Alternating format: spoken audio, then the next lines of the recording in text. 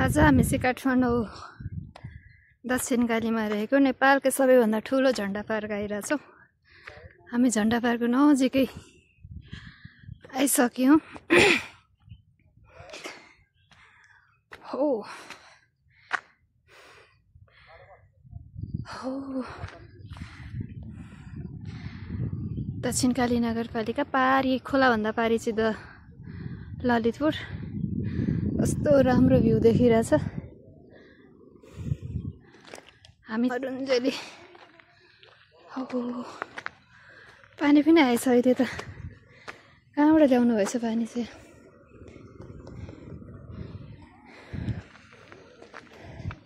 ए पानीको ट्याङ्की यहाँ रहेछ नि त।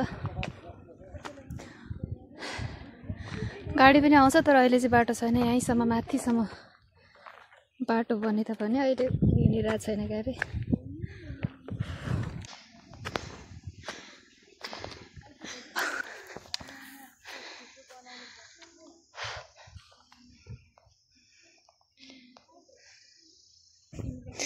यो सिंहलाई चाहिँ किन लडाइदिनु भएछ त?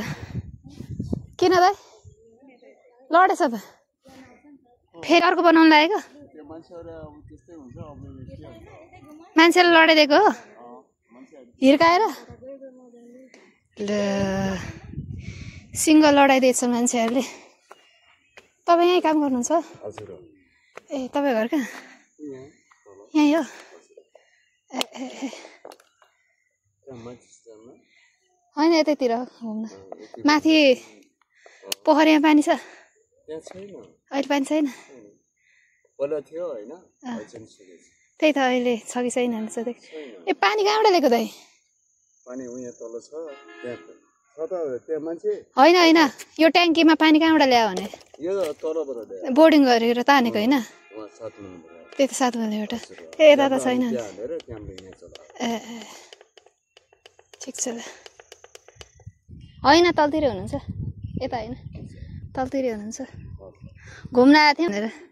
तर देख्नु भएको थियो कि? देख्नु भएको थियो कि पहिला पहिला? होला। हो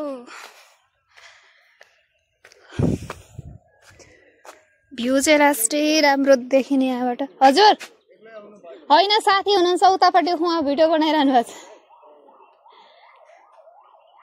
एक्लै त कहाँ आउनु र दाइ? उहाँदेखि साथीसँग आएको।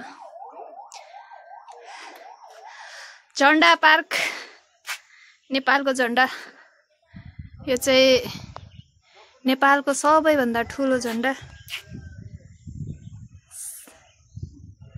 हामी आइपुग्यौँ यहाँभन्दा ऊ त्यो पर चाहिँ पर त्यहाँनिर नागेश्वरको मन्दिर छ के अरे। त्यहाँबाट जाने बाटो पनि रहेछ। यदि बाटो बनाउनु भएको रहेछ, पहिला चाहिँ थिएन।